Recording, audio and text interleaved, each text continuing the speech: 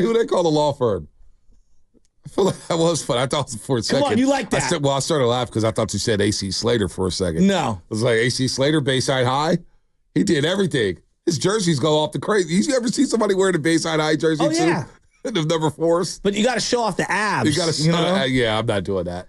And he wore like the see-through mesh one with no shirt underneath it. No shirt at all. Dude, he looks the same. Yeah, identical. He doesn't age. He doesn't age. All right, we got Baldy. He's live from Jets camp. Brian Baldinger joins us every single week, of course, courtesy of the River Islands Guest Line. All guests on 95.7 The Game appear on the River Islands Guest Line. Is it the time for you to discover the islands, River Islands in Lathrop? I want to start the conversation off with this, Baldy. Yeah, first get our open in here because it don't sound right. It don't get the open.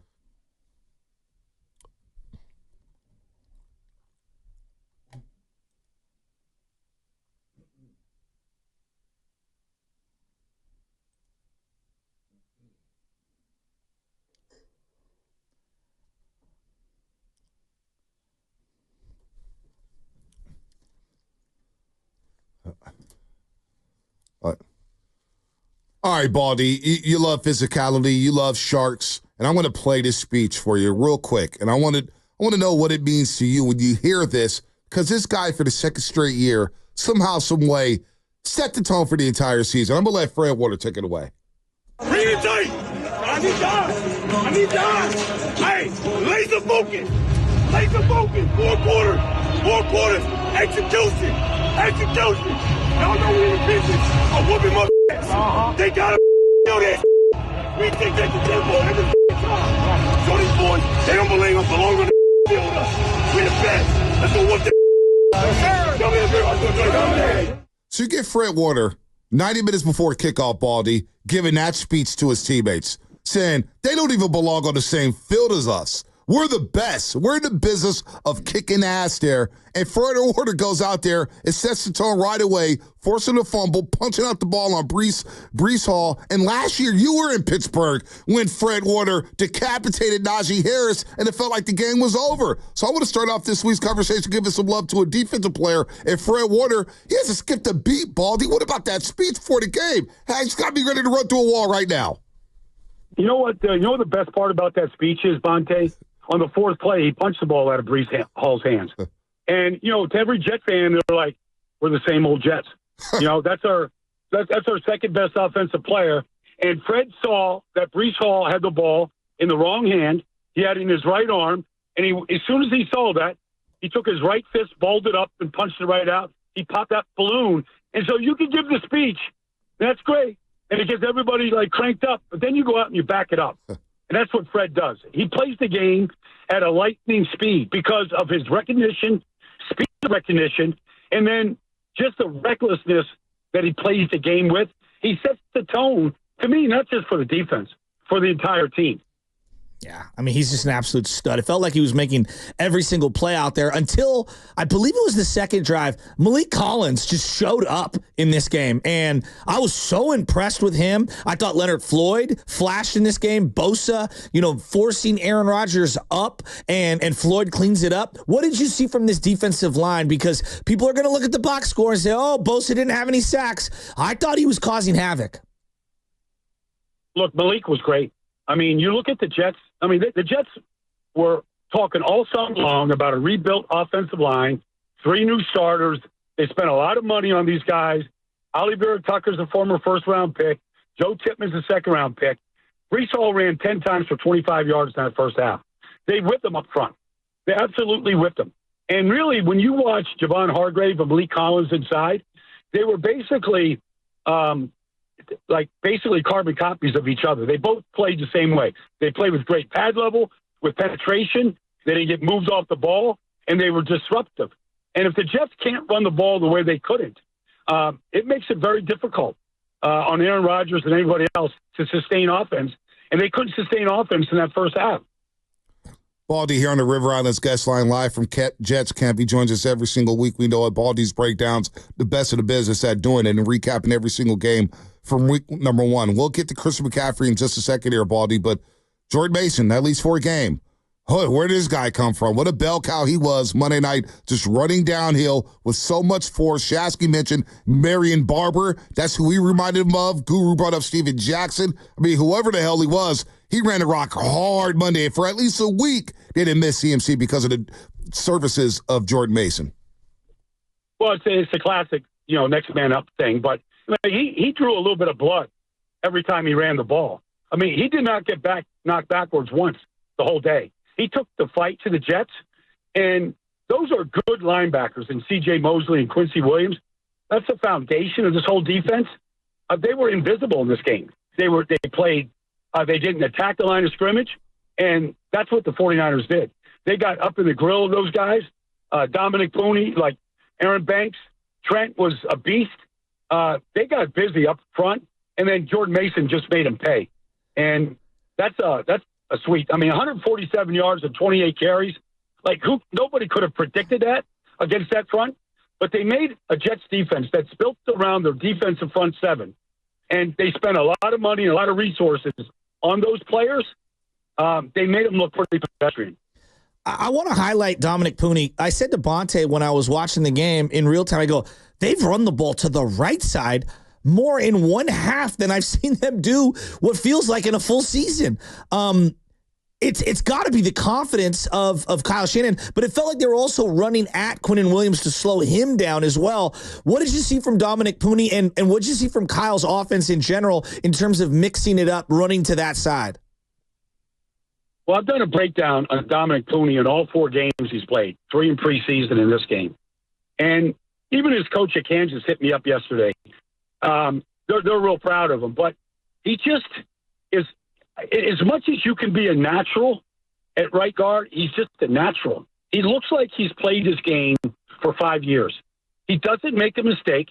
He doesn't get beat. In fact, there was a play in the game, Joe, where they literally put C.J. Mosley on the center, and they wanted to isolate Quinnen Williams on Dominic Puni in a pass rush situation, on a third down pass rush. They wanted their $100 million man one-on-one with the rookie, and they got him. And all he did was just stand tall and anchor down and not let Quinnen beat him. Now, there's not many guys one-on-one that Quinnen can't beat in this league. And when I saw Puni stand up to Quinnen like that, I'm like, that's about as good an early test as you can get. That's that. In the run game, he takes great angles. He's got great power. He moves bodies because the 49ers are far more than just a finesse offense and a finesse offensive line. They move the line of scrimmage. And Puni's a big part of that. They're not going to get him out of that. That's his position for the next 10 years. Like, he is the right guard for the future. There's nobody that's going to come in and take that job from him. So they found themselves a starter in the 3rd round. And it's just amazing because you can't, in 4 games now, you can't find a bad play from him. Wow. Now you got Aaron Banks on one side, Dominic Puni on the other side. You got Big Trent not allowing the pass rush at all. But the big story around here today, Baldy, is Christian McCaffrey and the Achilles tendonitis, which popped up on the injury report last year. And you've been all over this. You've been saying this a long time. You said it about a month ago when he first had the calf strain. A guy coming off the touches that he had last season, well over 400 touches. That next season, it's not as productive. It goes awry, and this is a serious injury.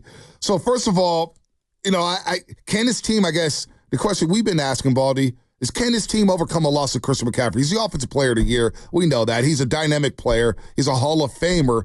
But it does feel like with the playmakers they have, Baldy, they're equipped to play well without Christian McCaffrey for a long period of stretch here. Yeah, I mean, I would but you can't play at the same level without Christian McCaffrey. I mean, credit Jordan Mason and everything else on Monday night, but you're not going to play at the same level without him. He's just too much of a force for Kyle Shanahan to move around and put in different positions and exploit matchups in the passing game. But, he has this history now, and I'm the biggest Christian McCaffrey fan there is. But he has this history. He had 400 touches one year in Carolina, and he was banged up for much of the next 2 seasons. I don't know, and the problem is that he's such a worker. Yeah. He's such a guy that his workouts are important. His training is important. it's hard for him to rest.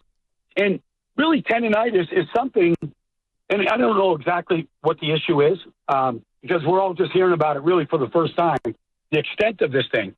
But tendonitis doesn't go away without rest for the most part. You can treat it with anti-inflammatories. There's things you can do. But an inflamed tendon, I don't care where it's at in the body, rest is usually the number one, bromide in order to get that cleared up. And so that's just not his mentality. So I got to see how they treat this right now. Baldy, what did you make of them using Debo in the backfield between the tackles? And then specifically, because I had never seen this, but it reminded me of the old pro set formation where you had, instead of the fullback, though, in the backfield, the running back, in this case Debo, and at times Jordan Mason, was like offset in a single back formation from the quarterback, if that makes sense. I'm trying to like visualize it. He was 3 or 4 yards to the right of him and back, 5 yards. It was a unique look of a formation. Did you notice that as well? Yeah, well, I mean, yes, I did, Joe. And it's a good observation by you.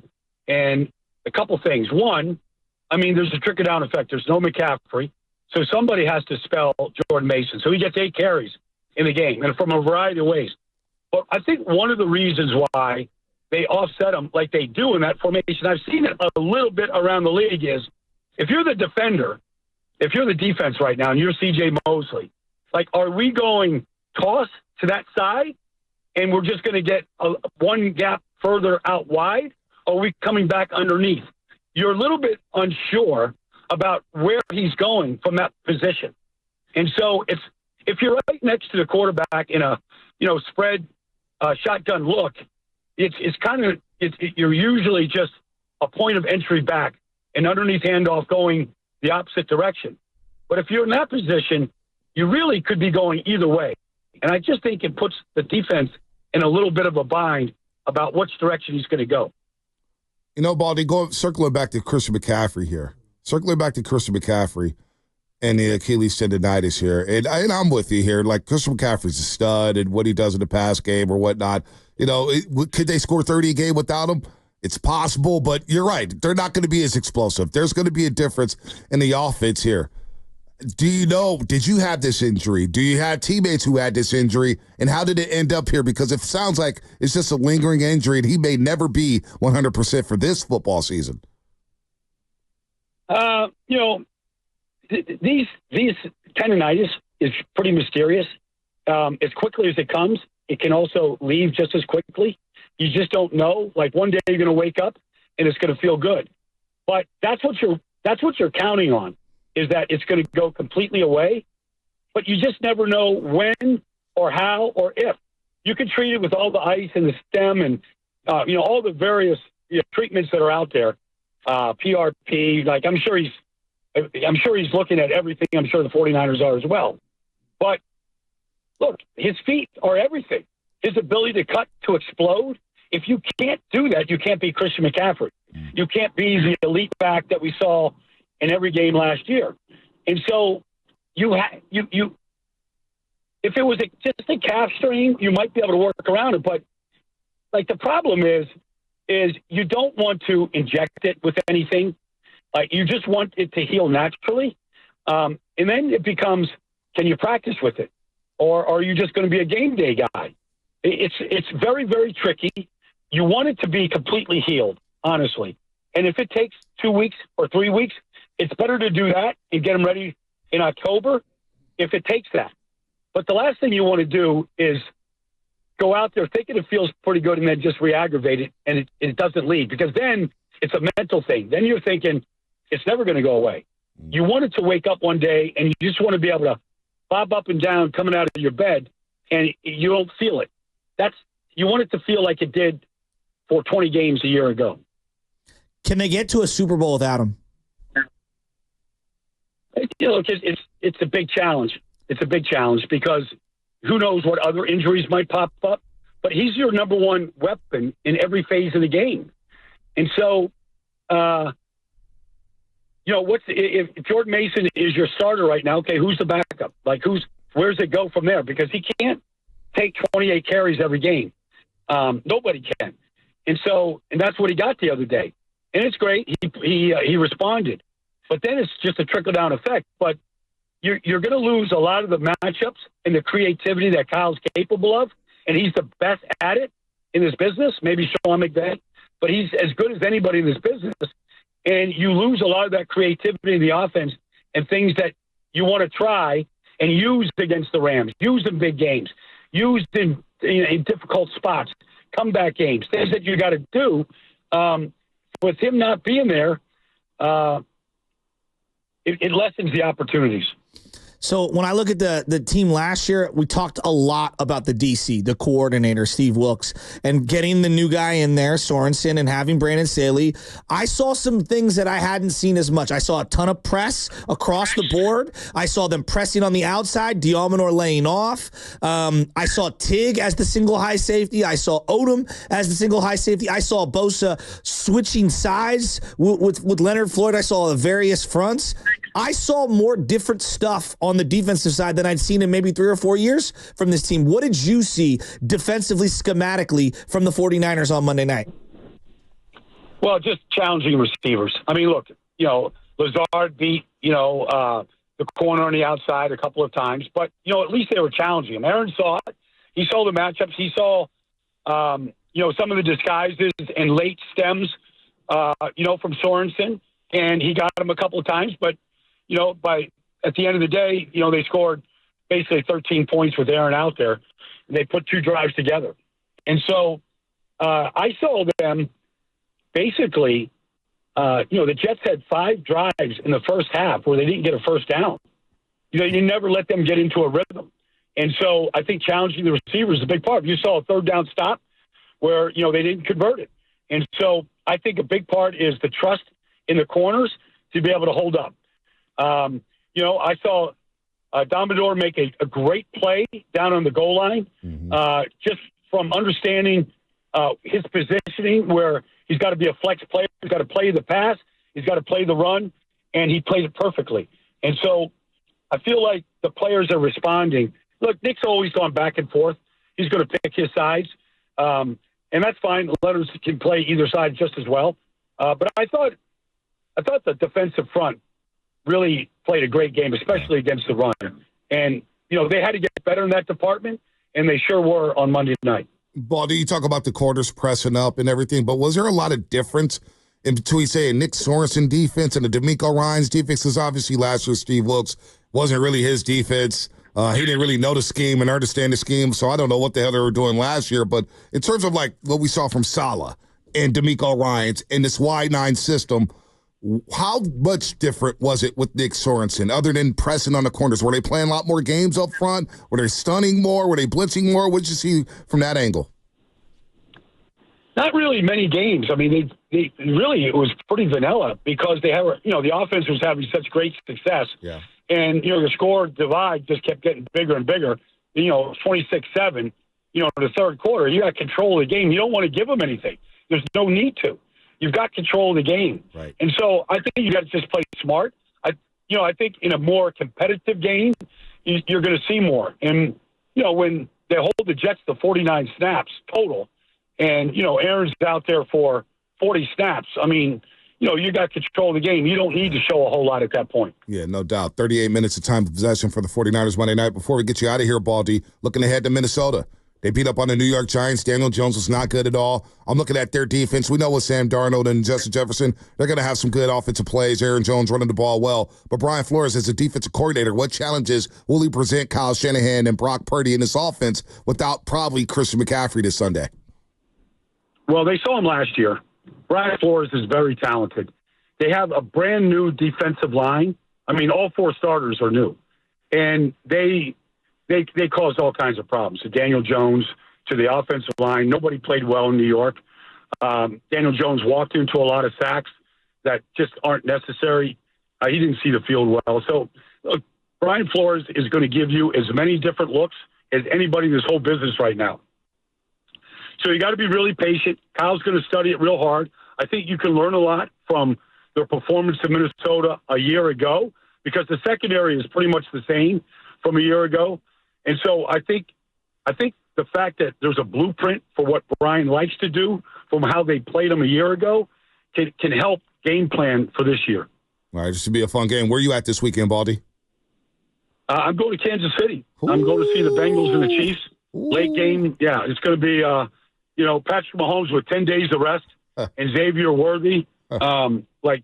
I'm expecting fireworks in Kansas City. Baldy, tell them that I hate them. Well, listen, Joe, I'm going to see you that week. I think it's week 6 or 7 when Kansas City visits you at Levi. I'll be out there that week. Oh boy! So let's go. I can hear the hate firsthand from you when I'm out there. I need you to talk this guy off the ledge. He's thinking about Kansas City so much. The hell with Kansas City, Baldy. So I want Kansas City and New Orleans to be the best. You got to beat the best. To be the man, you got to beat the man. The hell with the Chiefs, Baldy. I did see Baldy looking good though down there in Indianapolis with the Texans. Hey, Baldy, I'll leave this here. You don't have to reply to it, but don't be surprised if Houston is representing the AFC. That team is serious, Baldy. That's a serious bunch right there. Yes, it is. Joe Mixon and Diggs make a big difference in that offense. Absolutely. No doubt. Baldy, have a great one, buddy. You too, Baldy. It's great hearing your voice. Yep. Thanks, guys. Yep. Appreciate you. Brian Baldinger, River Islands guest line, breaking down the 49ers, what we can see in Minnesota. Obviously, the big takeaway is Christian McCaffrey. Oh, he's worried. And we asked him, can they play at the same level without CMC? Here's Baldy's answer. But you can't play at the same level without Christian McCaffrey. Credit Jordan Mason and everything else on Monday night, but you're not going to play at the same level without him. He's just too much of a force for Kyle Shanahan to move around and put in different positions and exploit matchups in the passing game. But, he has this history now, and I'm the biggest Christian McCaffrey fan there is. But he has this history. He had 400 touches one year in Carolina, and he was banged up for much of the next 2 seasons. That's Baldy on Christian McCaffrey. 888-95.